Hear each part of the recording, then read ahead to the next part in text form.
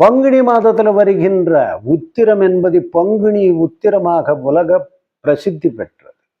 காரணம் என்றால் சகல தெய்வங்களுக்கு திருமணங்கள் நடக்கக்கூடிய ஒரு அற்புதமான நாளாக பங்குனி உத்திரத்தை நாம் பார்க்கின்றோம். அழகு கடவுளாகிய முருகப்பெருமான் தேவசேனைக்கு திருமணம் என்பது, சிவபெருமான் பார்வதியோட திருக்கல்யாண வைபவம் என்பது, ரங்கநாதர் ஆண்டாளோட திருக்கல்யாணம் என்பது, மகாலட்சுமி ஜெயந்தியாக கொண்டாடப்படுகின்ற ஒரு அற்புதமான நன்னாள் என்பதுதான் பங்குனி உத்திரம் என்பது.